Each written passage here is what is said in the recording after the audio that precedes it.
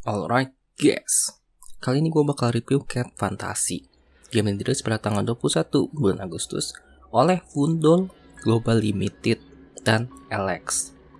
Nah, pas awal gue main, gue mulai mikir kayaknya ini bakal mirip-mirip HSR. Taunya kagak bejir, beda jauh ya guys ya. Langsung anjir, nih UI-nya padat. Gue jujur enak ngeliat UI kayak gini sih. Anyway, mari bahas lebih lanjut. Sebelum gue bahas 3 aspek, gue mau bahas sekilas dari gamenya. Pas awal gue download, gue kaget. Bentar, itu ekoran apa ghosting gitu jir? Kayaknya developernya terlalu memanfaatkan TAA untuk anti aliasingnya. Buat yang gak tau TAA apaan, singkatnya TAA itu temporal anti aliasing. Gunanya untuk mengurangi tepi dari sebuah objek agar tidak terlihat runcing dengan memanfaatkan frame sebelumnya sebagai fondasi dengan frame sekarang. Masalahnya, TAA ini walaupun cara yang efisien dan cepat, tapi membuat ghosting kayak core ini, sama ngasilin blur. Ya, kalau kalian mau detailnya bisa coba cek ke channel bernama Thread Interaktif buat penjelasan lebih lanjut. Contohnya di pembahasan tentang Silent Hill 2 Remake. Nah, pas gue masuk juga udah red flag anjir. Soalnya kita dikasih cabang-cabang server kecil. Kenapa red flag?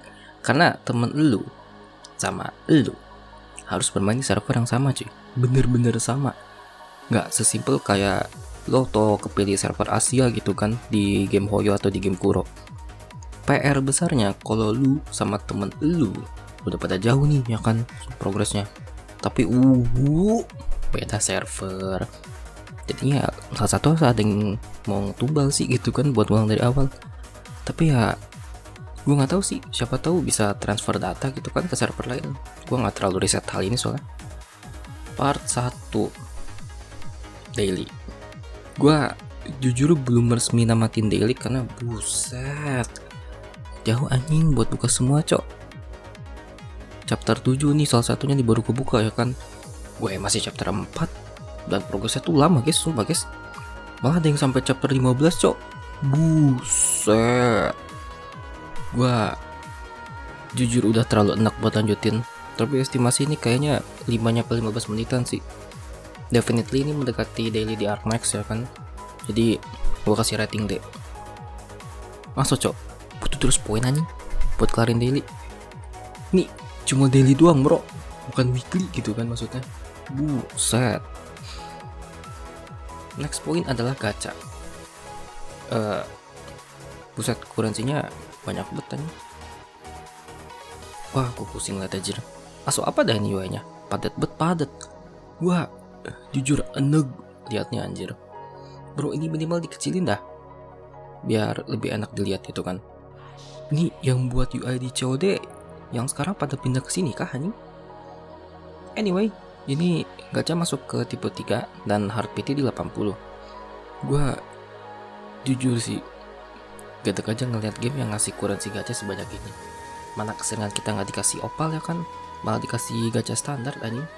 Anyway, 100 refined petite itu seharga 100 opal, yang dimana opal adalah kuransi universal. Ya, basically primo game. Gua jujur bingung, kenapa nggak buat jadi kayak tiket aja gitu daripada 100 refined petite.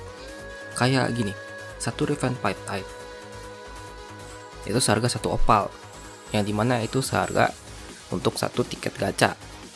Di mayoritas game gacha yang gue mainin, mereka pakai 1 tiket buat 1 kali gacha.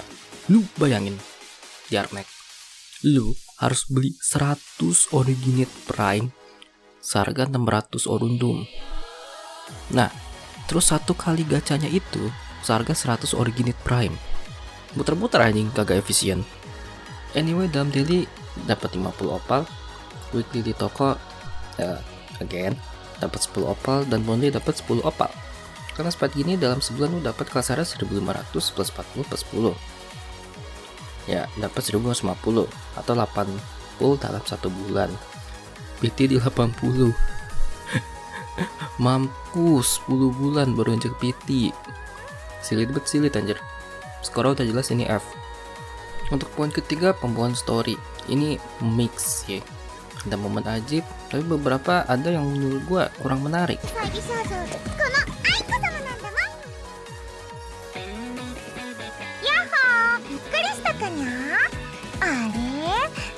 ら尻尾の毛が立ってるよ。アイコ、あら怖いにゃ。アイコ、アクセスカードを忘れちゃって別の入り方を探していたの。犯人を追いかけさせたアスラが悪いにゃ。知らせを受けてすぐに駆けつけたからにゃ。あ、調査官、こちらはちょっと派手ないでたちですが、アイコはへへ、褒めてくれてありがとう。天才だなんてただの趣味だにゃ。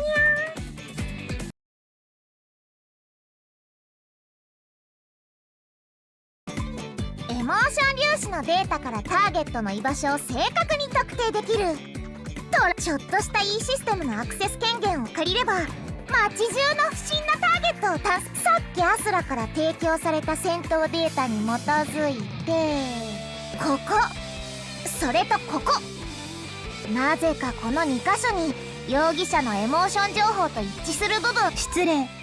E システムは深海市全体の管理中枢であり、承認なしに管理権限を移譲することは不可能です。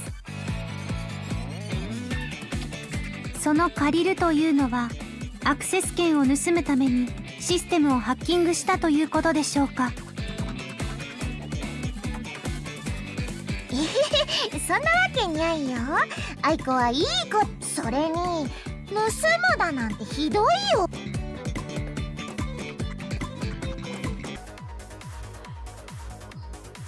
Malah saking kurang menariknya, gue sampai pengen tidur aja, gila saking bosennya. Pembukaannya wah, tapi pas banget tengah-tengah kurang. Ini ibarat kan kayak lu nonton F1, suruhnya pas lap 1 doang gitu kan. Terus ya udah bosan aja gitu kan, sampai ada insiden gitu atau Verstappen tiba-tiba duel sama orang lain. Tapi damn, ada Torejir. Mana nama juga dok juga ya kan, awok-awok. Nih ya gue kasih rating C.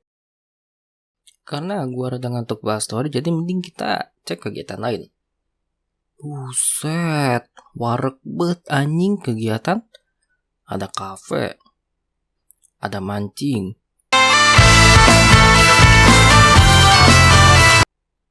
ada tower yang naik per lantai. Dan god damn, ini masih kegembok semua. Tapi dilihat di peta, ada banyak region dan setiap region ada tempatnya sendiri cok yang bisa dikunjungin.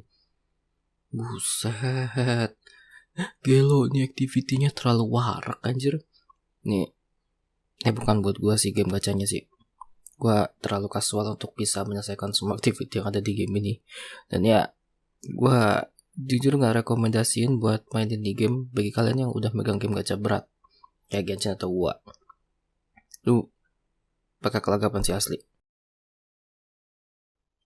So ya, itu aja review dari game ini. Jelas sih ini game bengal kipas kayak Nike. Gua jujur kaget aja ada karakter cowok di game ini anjir.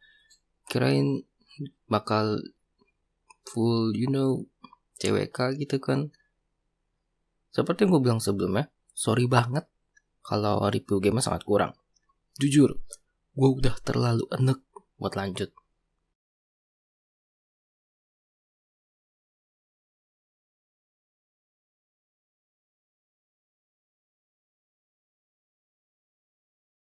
Anyway, bagaimana pendapat kalian soal game ini? Kasih tahu di bawah. Dan kalau ada request, gaskan.